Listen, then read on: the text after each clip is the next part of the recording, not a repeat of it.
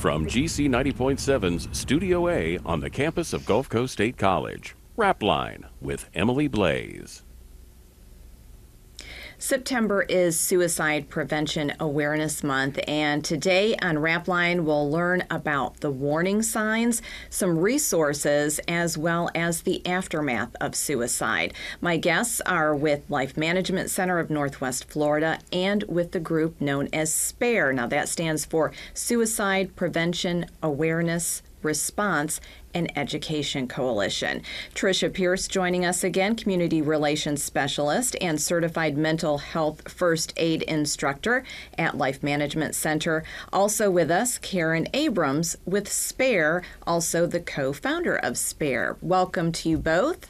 Hey, how are you today? Great, and thanks for coming back and talking to us about this very important issue that so many people don't want to talk about or are a little bit leery to talk about. But Tricia, you say this is something that we need to talk about and get it out into the open. It is. You know, it is something uncomfortable to talk about. People don't want to talk about it, and that's understandable. But there's a suicide in the United States every 13 seconds. 13 minutes. I hope if I say that right, but every 13 minutes. That's pretty significant. And if we don't acknowledge it and talk about it and learn about it, then we can't prevent them. And so a suicide in the nation every 13 minutes, how does Bay County compare to that? Well, I can tell you Bay County has one of the highest rates of suicide in the state right now. The rate per 100,000 in the state of Florida is about 14. And for Bay County, it's about 20. So we're pretty high up there for the state. And is there any evidence, any understanding on why Bay County seems to be one of the highest in the state? We don't really know. There's speculation. I mean, if you look at a lot of different factors in our area, we have higher substance abuse rates in some areas. We have higher domestic violence than some areas. So there's a lot of those factors that can factor into it, but we don't know for sure. And with that, where can people go if they're watching and listening right now and they need help or they need information for somebody that they know? Sure. Locally, they can call Life Management Center at any time of the day, any day of the year, at 850-522-4485. There's also the national hotline that somebody can call and get help at. It's 800-273-TALK, and TALK is 8255. Okay, and as well, your website? lmccares.org. Okay, and with that, let's talk a little bit about some of the warning signs that people should be aware of. You know, it's interesting because a lot of times people think that there aren't warning signs, that it just happens, and that's possible. That can be the case, but 80% of those who have killed themselves, people have been able to look back and see that there were warning signs. So if we know those, it can help. Some of those are feelings of hopelessness, changes in eating or sleeping, trouble concentrating, irritability, bouts of crying. Some of the more significant things that'll tell you that you may be at a more immediate danger risk are things like people talking or writing about suicide and death, threats about wanting to hurt or kill oneself, looking for methods. Maybe they're looking for how to obtain pills, or they're looking for a firearm, and giving away prized possessions or things, things that they care about, things like that show they're preparing. So, Tricia, what should we do if we have a loved one or a friend that has shown one or more of these signs? One of the things is to listen to them. And you're going to have to evaluate how immediate of a risk, do you think that you're talking about. If you're looking at an immediate risk, you think something's about to happen, call 911, call Life Management Center, get that immediate help that you need. But if you're at a point where you think you can sit and talk to somebody, ask them, are you thinking about killing yourself? Don't hesitate to ask them that. It can seem a little scary to ask them that. And some people think that can put the idea in their head, but it's been proven that that's not the case. If somebody is thinking about it, they're going to think about it. You're not going to have to put the idea in their head. And instead, a lot of times it'll show them that you care and it can help. And it lets you start the conversation to determine, is this an issue? Is there something I can do to help them? How immediate of an issue are we looking at? and just listen. Try to listen to them without judging them, just to be able to be there and help them. Now, I understand that Life Management Center has a couple of things going on this month to get more education out in the community. We have on Tuesday, September 15th from 1 to 5 at Gulf Coast State College, we've got the Suicide Prevention Conference. It's our 6th annual. We've got Dr. Sophia Castro from the statewide Office of Suicide Prevention is coming in to talk to us about what's happening statewide, what things are out there that they're working on to prevent suicide, and how can we access those things. We also have Jackie Beck from the Appalachia Center, which is a lot like Life Management Center in Tallahassee, that she'll be coming in and talking about the Baker Act and how that is utilized to get people help. The Baker Act is something that you can use to get someone help if they're a threat to themselves or someone else at that point in time. So in other words, if somebody's thinking about suicide right then, essentially against their will, you can get them admitted to get them some help. So she'll be explaining that and how that works. But the conference actually even has CEUs for nurses and those that are in the mental health professions. And it's something that we just hope to use to be able to get more information out to as many people as we can. The Saturday after that, on September 19th, the SPARE Coalition actually has a walk that's coming up, and that's an annual event also. And Karen, I know that you're kind of heading up that walk effort. So tell us about the walk, where it is, when it is, and what's your goal with that? The walk will be at the Bailey Bridge this year. It's the first time we've done it in Lynn Haven, and we're trying to get the word out that suicide's not the answer. And the more people we can reach with this walk and come to listen to what we have to say or to gather information, the warning signs and the risk factors, that the more people we arm with knowledge on how to prevent suicide, I'm hoping that'll be the less suicide rate we have. And this issue touches you very personally. It does. I lost my son in September of 2007 to suicide. He was 17, and he took his own life with a firearm. And it took me about a year to come out of my depression and the grieving process. And when I did, I realized how important it was to get this message across, because 2 other young lives that my kids knew had also completed suicide in that year. So in 1 year, 3 lives were lost to suicide that my daughter personally knew. And in that year in Bay County, I believe the number was 67 lives lost to suicide in 2007. So I took it upon myself and a family friend to start gathering people and as much information I could about suicide and how to prevent it. And the walk is one of the ways that we're getting the word out, because the more people we can gather to spread the word, the more they're going to know of how to prevent and how to talk to people that are contemplating suicide. Well, Karen, so sorry for your loss, but thank you so much for coming on and talking to us about this. What can you say to other parents who might be going through the same thing that you and your family went through? Oh, it's so hard. It's a daily struggle, but you can make it through. You can come out on the other side. Just remember who your child was, your partner was, your parent was. Just remember who they were and not how they died.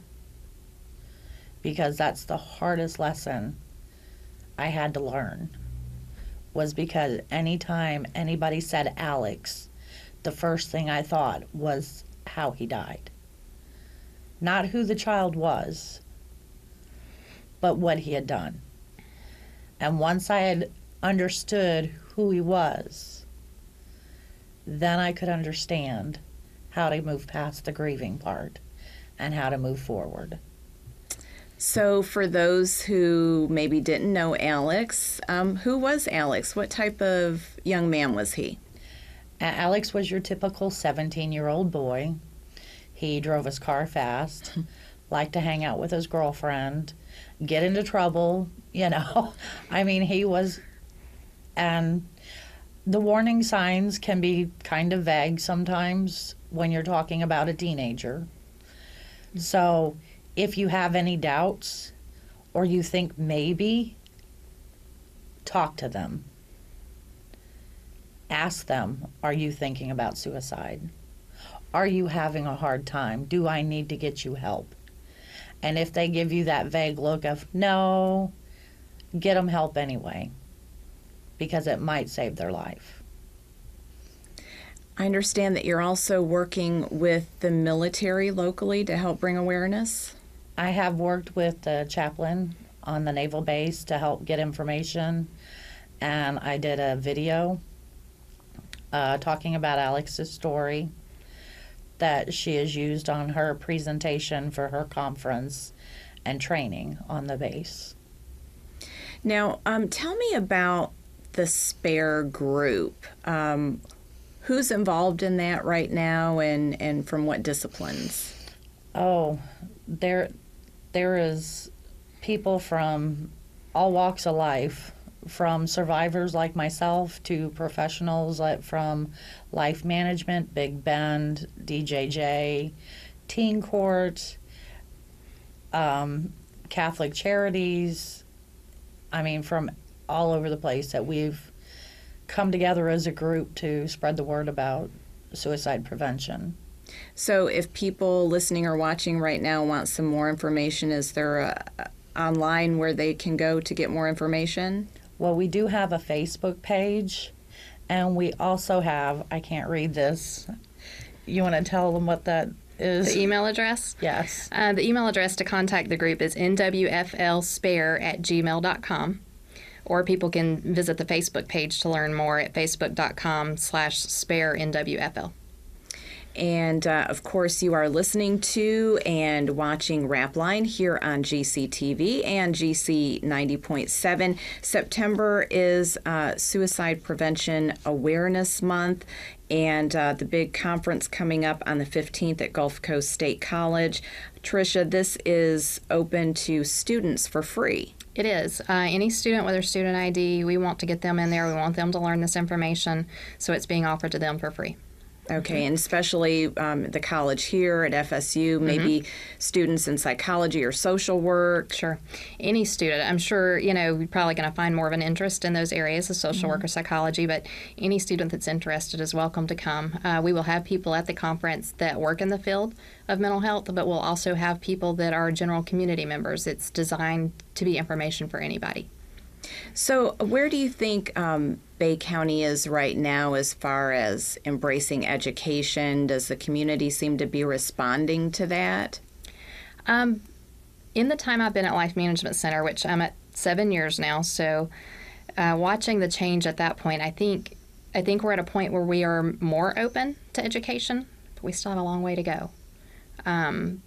There are some groups that tend to be a little bit more open, or if somebody's experienced either an attempt or a completed suicide with somebody close to them, then you find the groups surrounding them a little bit more open. You still find groups at times that may not, I don't think it's that they don't necessarily want to talk about it. I don't think they realize the significance. They don't realize how prevalent suicide is, so they don't even see the need to talk about it if it's not touched them personally. Now, you both mention the terms attempted suicide and completed suicide.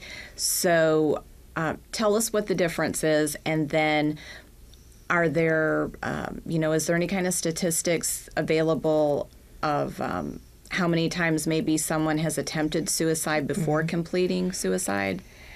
I don't know the statistics on how many times somebody may have attempted before completing. And actually, this sounds a little contradictory, but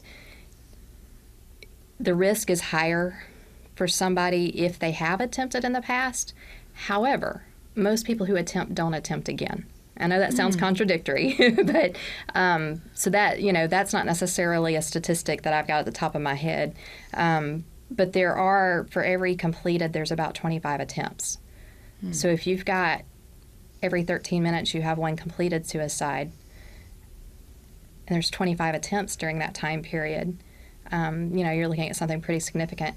And we do make, most of the time you hear people say that someone, I'm so used to saying completed, I can't think of, they committed suicide.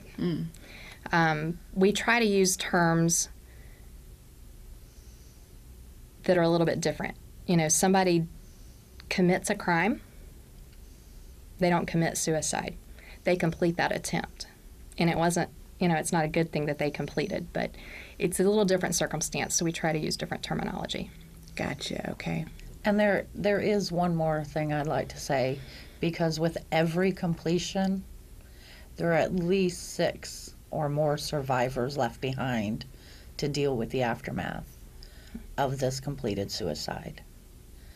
Death by a car accident or natural causes is horrific, but when suicide's involved, the survivors from that are devastated, and they're at a loss, because sometimes it's out of the blue and they didn't see the warning signs or know the warning signs existed, and there's guilt involved.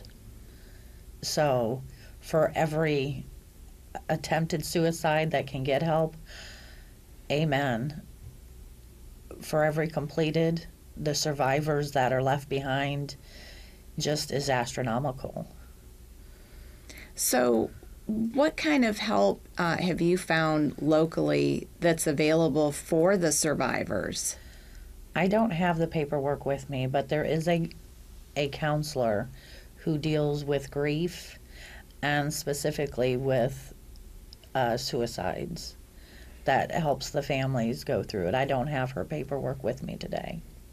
So in the immediate aftermath, what kind of support can family and friends give to the family, to the survivors? What's needed, or what would be most helpful? Don't forget who the person was. Don't be afraid to talk about them. They're always afraid that talking about that person after they completed suicide is going to panic the family member, but that's not true. Just like any loss, we want to talk about the person we lost.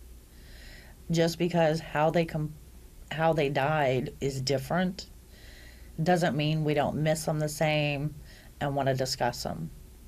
So if you lose somebody to suicide and your family steps away because they're afraid to talk about it, it makes it that much harder. In my case, I was very lucky. My family and friends came forward, and they stood by me for the last 8 years to help me through this, because it's still a struggle some days. So just, be there for them. If they want to talk about who they lost, it's the same as if you lost somebody to cancer. We just want to talk about them.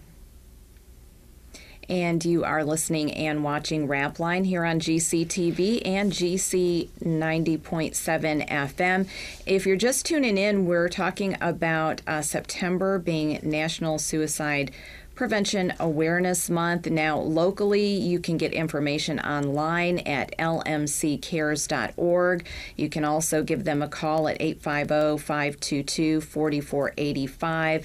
And as we mentioned, a couple of events coming up, the conference at Gulf Coast State College on the 15th and the Bridge of Hope Walk in Lynn Haven coming up on the 19th.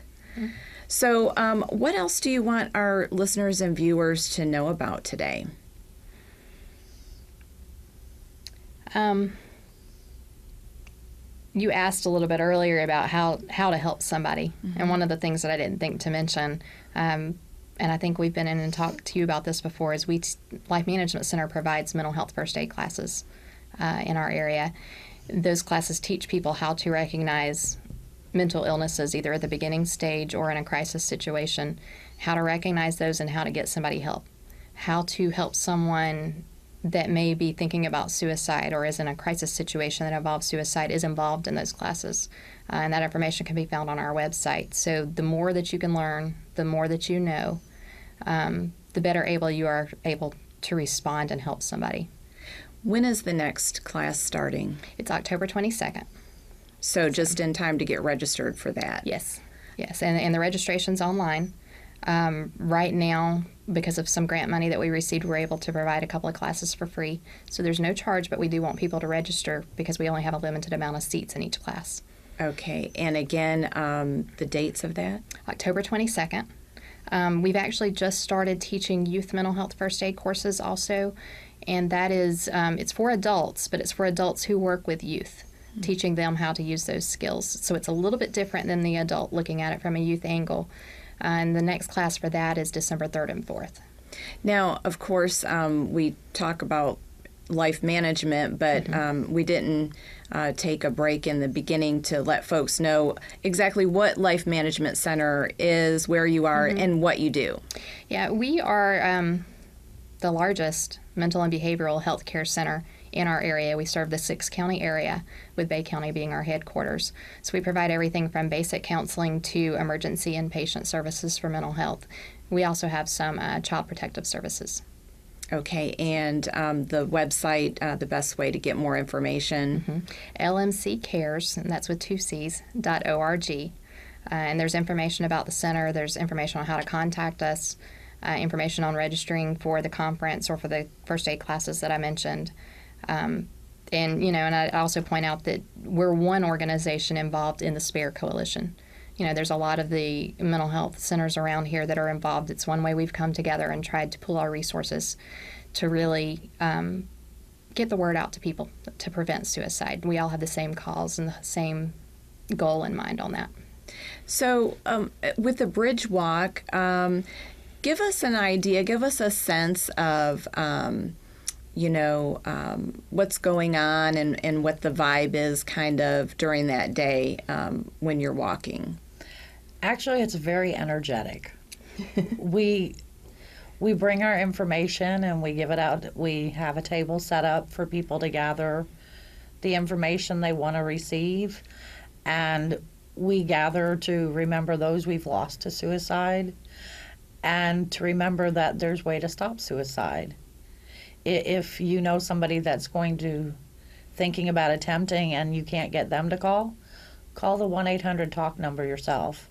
Call the life management number to figure out how to help your friend, because they'll help you through it. And it's a very energetic walk in remembrance of those we've lost and those we're trying to prevent. Because every step we take against suicide is a step in the right direction. And so for those who might want to sign up and walk, how far are they walking? I believe this year is only going to be like 1.5 miles altogether. Okay. It is not as long as the Hathaway. Yeah. And they don't have to complete, if somebody finds they can't complete the whole walk, they can modify that as they need, or even just be there to support and not walk if they, are not able to. So, and I love the way Karen puts out as far as it being energetic, because you hear the topic and it's so serious, and it's a sad topic. But we get together at that walk, and it's not anything where we're sitting around sad or, we've got a purpose, and it's a very serious purpose. But we have such a good time when we get together and do that walk. It is a very energetic thing. It is. So. And actually, with it being this time of year, I really need the energy and the support from all the people that are around me when I do this walk. And thank you both for coming on and talking to us about suicide prevention, some of the warning signs, the walk that's coming up, and any final thoughts you want our listeners and viewers to go away with today. And I'll start with you, Karen. Just be there. Say hi to a stranger. That might be the only personal effect they need not to complete suicide today. By saying hi to them, that they feel like they're seen. Be outgoing with a stranger, because that stranger might be going through a hard day, and you being happy and smiling and talking to them might encourage them that tomorrow is going to be a better day. Very well said. Tricia? Mine really goes along the same thing, and I think it's some of the most important things people need to realize. You never know when your help may be needed for this. You may think it's not. I've had it happen to me where, meeting a friend that I didn't know what the conversation was going to be, and the next thing I knew, that's what we were discussing, and we were trying to get her help. It's something that we all need to be prepared for, and to know what to do to help somebody. And help is out there, and it doesn't have to be anything to be scared of. You don't have to provide all the help. All you need to be is to be there to provide that initial help. There are professionals out there that can provide the full help that's needed. Okay, well, thanks so much again for coming on RAPLINE and talking to us about this. Thank you. Thank you for having us. Thank you. And that is a wrap for this edition of RAPLINE. And thanks again to my guests from Life Management Center and Spare. And a reminder, if you are thinking of adding a pet to your family, consider the adoption option. You can always check out our Pet of the Week on our Facebook page. For GCTV and GC 90.7 FM, I'm Emily Blaze. Thanks for listening and watching, and have a great day.